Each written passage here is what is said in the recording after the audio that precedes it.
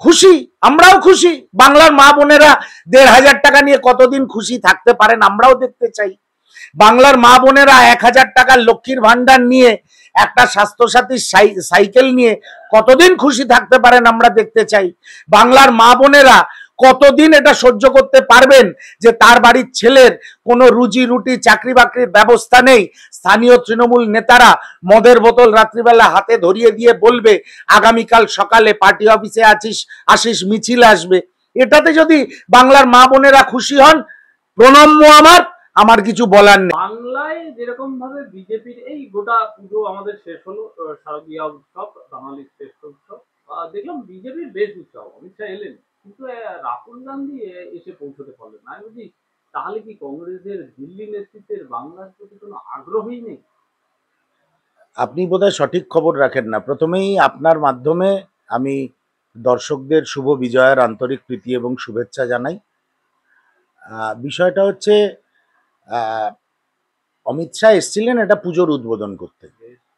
এসে দেখলাম বাংলা, বাঙালি, ঈশ্বরচন্দ্র বিদ্যাসাগর, রবীন্দ্রনাথ অনেক বড় বড় কথা বললেন, কিন্তু একবারও উনি দুঃখ প্রকাশ করলেন না যে ওনার রাজ্য, ওনার হোমস্টেট গুজরাটে বাংলায় কথা বলার জন্যে বাঙালিদের উপরে অত্যাচার করা হচ্ছে, তাদের বাংলাদেশি হিসাবে চিহ্নিত করা হচ্ছে এবং বাংলাদেশি মানেই ইসলাম ধর্মাবলম্বী এইভাবে ট্যাগ করে দেওয়া হচ্ছে। ট্যাগ করে দিয়ে বিজেপি শাসিত বিভিন্ন রাজ্যে বাঙালিদের উপরে অত্যাচার হচ্ছে।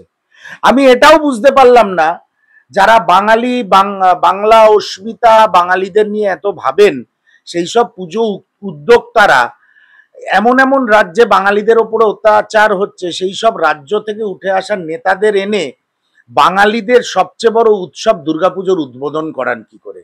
রুচিবোধটা রাজনীতি করতে করতে এইসব পুজো উদ্যোক্তাদের কোন জায়গায় গিয়ে দাঁড়িয়েছে আমি সেটাও বুঝতে পারলাম না। আমি আশা করেছিলাম অমিত শাহ বাংলার মাটিতে এসে প্রথমেই এই বাঙালিদের ওপরে, বাংলা ভাষায় কথা বলার ওপরে যে কথা বলার জন্য যে অত্যাচার হচ্ছে, সেই অত্যাচারের জন্য বাঙালিদের কাছে ক্ষমা চাইবেন। উনি ক্ষমা চাইবেন অমিত মালব্যর মন্তব্যের জন্য যে বাংলা কোনো ভাষাই নয়, যে ভাষা রাষ্ট্রীয় সঙ্গীত জনগণমন দিয়েছে, যেই ভাষা বন্দে মাতারম দিয়েছে, সেই ভাষাটা নাকি কোনো ভাষাই নয়।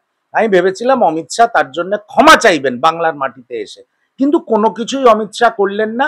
নিছক রাজনীতি করে ২৬কে মাথায় রেখে, যে ২৬-এ ওনারা এবার নিশ্চিহ্ন হয়ে যাবেন, সেই ২৬কে মাথায় রেখে খানিকটা বাঙালি অস্মিতার কথা বলে পালিয়ে গেলেন কলকাতার থেকে। এবং সেই জায়গায় দাঁড়িয়ে মমতা ব্যানার্জি এবং তার শিক্ষা দপ্তর এই জায়গায় দাঁড়িয়ে এখনো রাস্তায় আন্দোলন হচ্ছে, শিক্ষকেরা রাস্তায় থাকছে, এই জিনিস মিটছেই না। পরীক্ষা হচ্ছে, বিষয়টা কি মিটছে না? বিষয়টা কোনোদিনই মিটবে না, কারণ যিনি প্রশাসক তার যদি সেই মানসিকতা না থাকে যে এদের ডাল ভাত রুজি রুটির ব্যবস্থা আমাকে করতে হবে, এদের মাথার ছাদের ব্যবস্থা করতে হবে।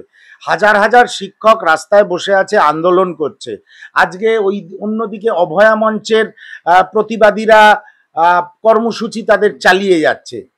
ন্যায় দেবার মানসিকতা একটা অন্য জিনিস, তা সেই মানসিকতা তো সব প্রশাসকের থাকে না, মমতা বন্দ্যোপাধ্যায়েরও নেই।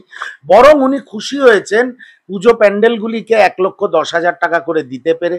উনি খুশি হয়েছেন রাজ্য সরকার কর্মচারীদের বকেয়া ডিএ না দিতে পেরে। উনি খুশি হয়েছেন লক্ষ লক্ষ টাকা খরচ করে ৫ তারিখে দুর্গাপুজোর কার্নিভাল করতে। এগুলোতে উনি খুশি হন। উনি বকেয়া ডিএ, চাকরিহারাদের চাকরি, এগুলো মমতা বন্দ্যোপাধ্যায়ের অভিধানে লেখা নেই। কারণ উনি জানেন যা পারো লুটে পুটে করে নিয়ে যাও, টাকা দিয়ে ভোট পারচেস করো, টাকা দিয়ে বিভিন্ন ক্লাব এবং পূজা কমিটিকে তৃণমূলের গুন্ডা বাহিনীতে পরিণত করো। এটাই হচ্ছে মমতা বন্দ্যোপাধ্যায়ের মানসিকতা। মমতা বন্দ্যোপাধ্যায় বিধান রায়ও নন, মমতা বন্দ্যোপাধ্যায় রাজীব গান্ধীও নন, মমতা বন্দ্যোপাধ্যায় ডক্টর মনমোহন সিংও নন। ১ ইঞ্চি তাদের কোয়ালিটি ওনার মধ্যে নেই। উনি হচ্ছেন একদম একটা আঞ্চলিক মুদির দোকানের মালিক। তা তাদের যা মানসিকতা হয় সেই মানসিকতাই মমতা বন্দ্যোপাধ্যায়ের রয়েছে।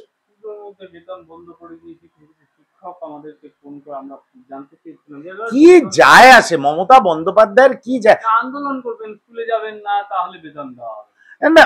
আহা, যে মমতা বন্দ্যোপাধ্যায় হচ্ছে বন্ধের প্রোডাক্ট, সেই মমতা বন্দ্যোপাধ্যায় বলে কেউ কোনো গণতান্ত্রিক আন্দোলনে বন্ধ ডাকা হলে সেই মমতা বন্দ্যোপাধ্যায় প্রথমেই নোটিশ জারি করে দেয়, বন্ধের দিন অফিসে না এলে মাইনে কাটা যাবে। তা এইরকম একজন স্বৈরাচারী যারা যে বাংলার বুকে রাজত্ব করছে, তার তার প্রশাসন থেকে বাংলার মানুষ এটাই পাবে। খুশি, আমরাও খুশি। বাংলার মা বোনেরা ১,৫০০ টাকা নিয়ে কতদিন খুশি থাকতে পারেন আমরাও দেখতে চাই। বাংলার মা বোনেরা ১,০০০ টাকার লক্ষ্মীর ভান্ডার নিয়ে, একটা স্বাস্থ্যসাথী সাইকেল নিয়ে কতদিন খুশি থাকতে পারেন আমরা দেখতে চাই। বাংলার মা বোনেরা কতদিন এটা সহ্য করতে পারবেন যে তার বাড়ির ছেলের কোনো রুজি রুটি চাকরি বাকরির ব্যবস্থা নেই, স্থানীয় তৃণমূল নেতারা মদের বোতল রাত্রিবেলা হাতে ধরিয়ে দিয়ে বলবে আগামীকাল সকালে পার্টি অফিসে আসিস মিছিল আসবে। এটাতে যদি বাংলার মা বোনেরা খুশি হন, প্রণম্য আমার কিছু বলার নেই। তবে একটা না একটা দিন এই মা বোনেরাই বুঝতে পারবেন তারা শুধু নিজের পরিবারের নয়, সামগ্রিকভাবে আমাদের শাসন পরিকাঠামো, আমাদের সমাজের কতটা ক্ষতি করলেন এই মমতা বন্দ্যোপাধ্যায় নামক দুরাচারীকে বছরের পর বছর সমর্থন দিয়ে গিয়ে।